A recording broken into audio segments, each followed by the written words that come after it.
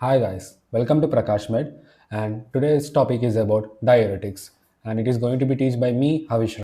Diuretics అనేది ఏంటంటే these are the drugs promote the sodium and water excretion throughout the urine. So ముందుగా దీని గురించి మనం క్లాసిఫికేషన్ నేర్చుకుందాం.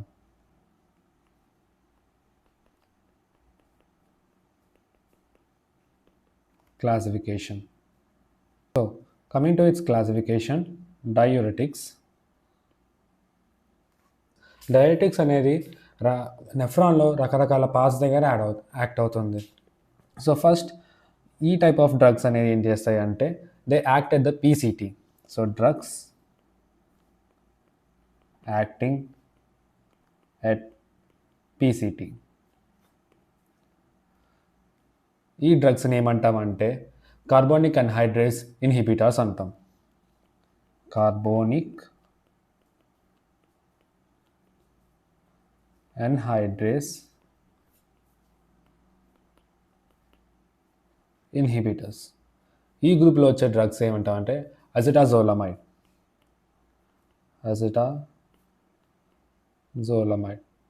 ఈ అజిటాజోలమైడ్ అనేది this is one of example of carbonic anhydrase inhibitor. And the other drugs of the diuretics are, ఈ drugs అనేవి they act as a thick ascending limb of loop of Henle. Thick ascending limb of loop of Henle. ఈ డ్రగ్స్ని వీటికి ఉన్న పేరేంటంటే loop diuretics. The examples of loop diuretics are furosemide,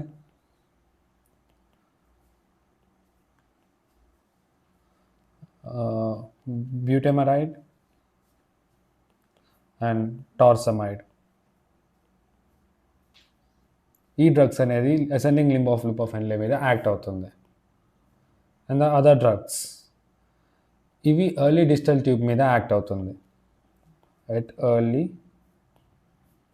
distal tubule. They are thiazides. And the examples of thiazides are chlorothiazide,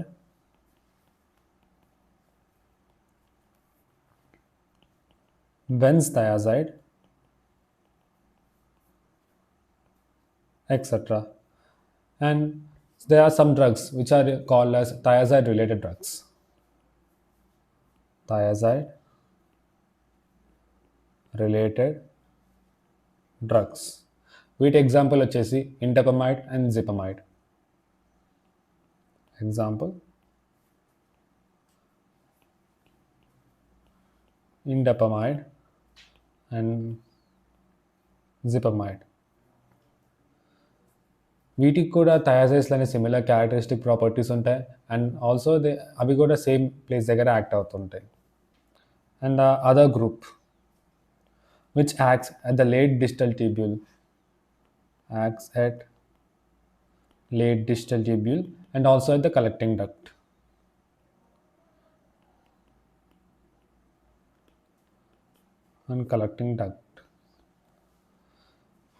ఈ drugs అనేవి two types. aldosterone antagonist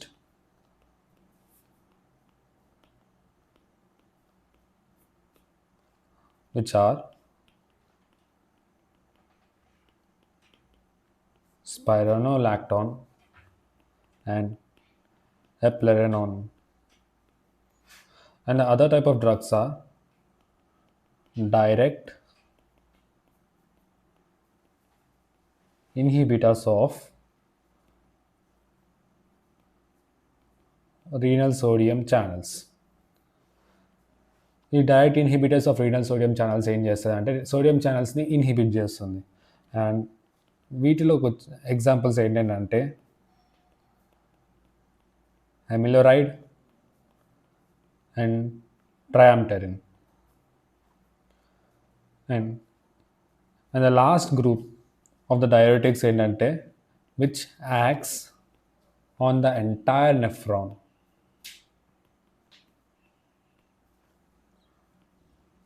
These are osmotic diuretics.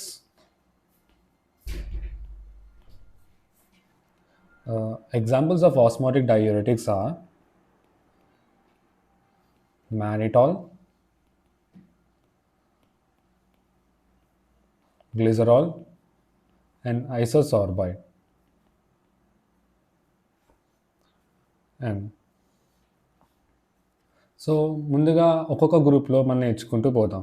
So the first group CA inhibitors, which means carbonic anhydrase inhibitors. Carbonic anhydrase inhibitors the main example ఏంటంటే మనం చూసుకున్నది అసిటాజోలమైడ్. So దీని mechanism of action ఏంటో తెలుసుకుందాం. Think this is a tubular cell. This is a tubular cell and this is a tubular fluid,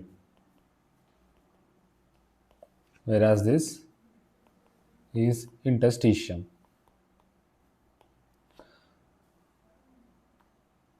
యాక్చువల్గా tubular ఫ్లూయిడ్లో ఉన్న sodium బైకార్బోనేట్ని దాంట్లో ఉన్న sodium అనేది ఈ సోడియం ఛానల్స్ ద్వారా ట్యూబులర్ సెల్ లోపలికి వస్తుంది.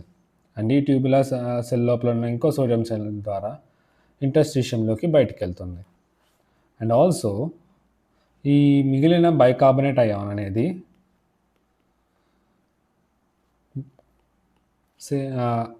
ట్యూబులర్ సెల్లో ఉన్న ప్రోటాన్ దట్ ఈస్ H+ అయాన్తో అది ఈ సోడియం ఛానల్ నుంచి బయటకు వచ్చేస్తే ఈ ప్రోటాన్ అయాన్ అనేది బైకార్బోనేట్ అయాన్తో కంబైన్ అయ్యి విచ్ గివ్స్ అగైన్ H2CO3. ఈ H2CO3ని ఒక ఎంజైమ్ ఏంటంటే కార్బోనిక్ అన్హైడ్రేస్. ఈ కార్బోనిక్ అన్హైడ్రేస్ అనేది ఈ CA ఇన్హిబిట్ చేస్తుంది. ఈ ఫామ్ అయిన H2CO3 కార్బోనిక్ అన్హైడ్రేస్ వల్ల H2O అండ్ CO2గా బ్రేక్ అవుతుంది. ఈ H2O and CO2 interstitial tubular సెల్లోకి ఎంటర్ అయిన తర్వాత మళ్ళీ they combine into H2CO3 and again divides into proton and bicarbonate ion. ఈ బైకార్బోనేట్ అయాన్ అనేది ఇంటర్స్టిషియంలోకి వెళ్ళిపోతుంది. సో ఈ సోడియం అండ్ బైకార్బోనేట్ అయాన్ అనేది again they will be reabsorb. So ఈ ప్రాసెస్ అన్నిటినీ ఈ CA ఇన్హిబిటర్ అనేది ఇన్హిబిట్ చేస్తుంది. సో ఇన్హిబిట్ అవ్వడం వల్ల సోడియం అనేది రీఅబ్జార్బ్ కాదు and it will get excreted. So coming to it's uses, acetazolamide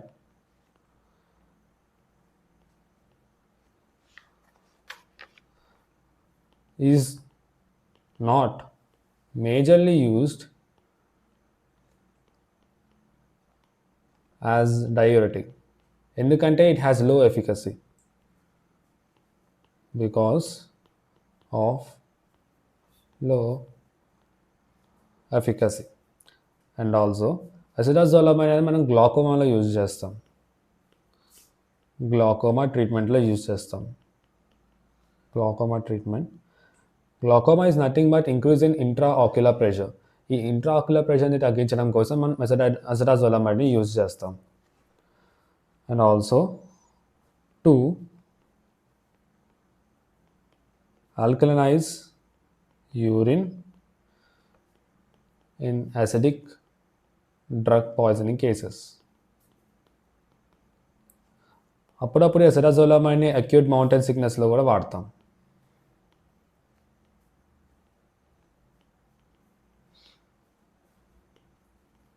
acute mountain sickness which gives symptomatic relief. So, and coming to its adverse effects, acetazolamide అనేది use చేయడం వల్ల we may get hypersensitivity reactions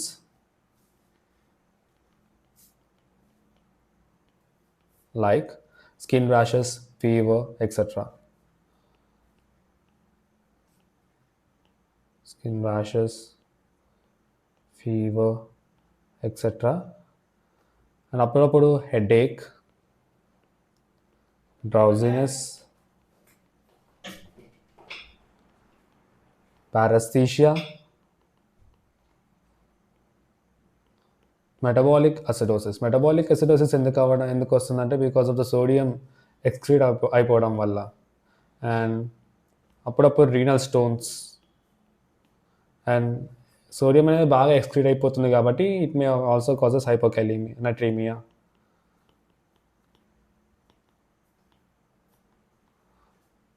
etcetera. And coming to its complications అనేవి two complications ఉన్నాయి.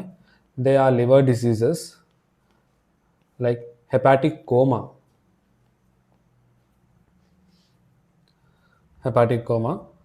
And also in COPD.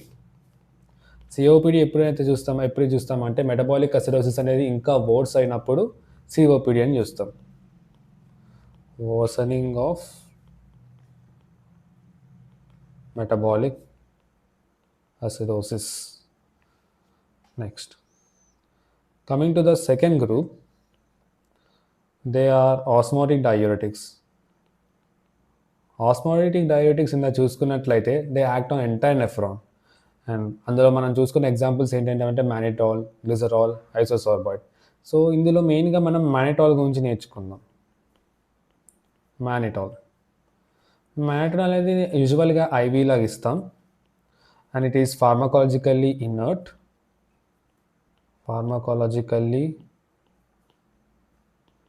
Inert and freely filtered glomerulus.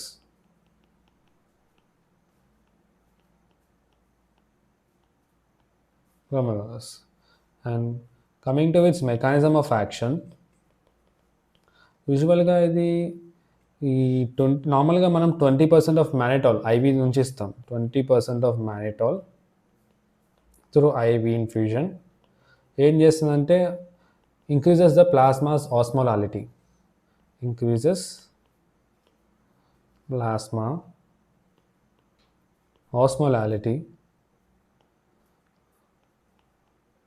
which causes osmotic effect.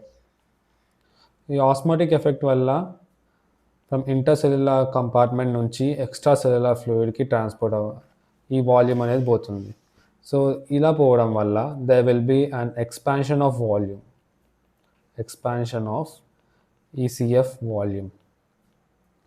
So ఈ expansion అవ్వడం వల్ల there will be increase in GFR rate, which causes increase in osmolarity. ఇందాక మనం ప్లాస్మాలో చూసాం, ఇప్పుడు ట్యూబులర్ ఫ్లూయిడ్లో ఆస్మోలారిటీ ఆఫ్ ట్యూబులర్ ఫ్లూయిడ్. ఈ ఆస్మోలారిటీ increase అవ్వడం వల్ల there will be inhibition of reabsorption of water. ఈ ఇన్హిబిషన్ అవ్వడం వల్ల there will be decrease in reabsorption of sodium chloride also.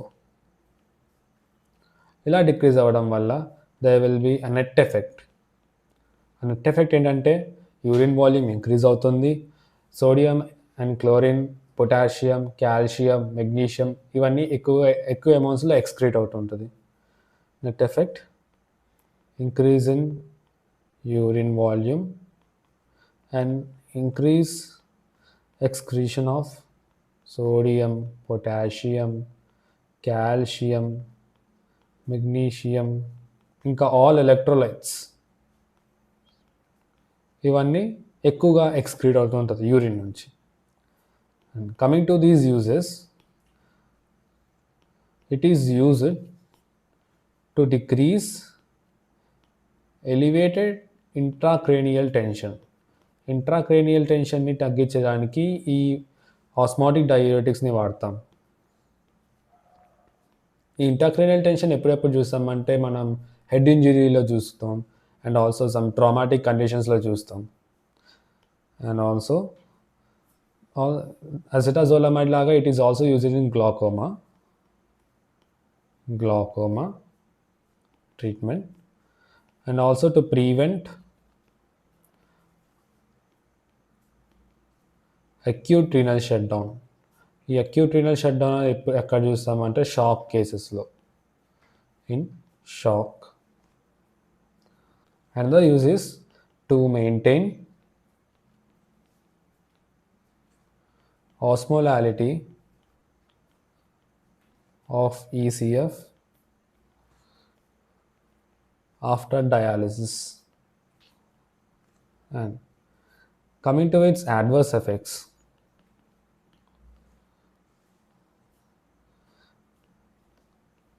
అప్పుడప్పుడు it causes pulmonary edema ఎందుకంటే there will be more expansion of ECF volume, marked expansion of ECF volume. And కామన్గా అన్నిట్లో చూసినట్టుగానే headache, nausea, vomiting and also hyperglycemia. యూజువల్గా hyperglycemia అనేది glycerol ఎక్కువగా cause చేస్తుంది, అప్పుడప్పుడు మ్యానిటాల్ కూడా కాజ్ చేస్తుంది. And coming to its complications,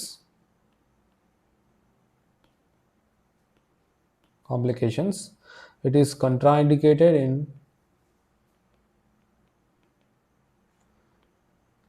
congestive cardiac failure and pulmonary edema patients. ఎందుకంటే నేను చెప్పినట్లుగానే it expands ECF volume and increases load for the heart. And also it is contraindicated in chronic edema, anuric renal disease, active tubular necrosis, and also active intracranial bleeding. Active intracranial bleeding.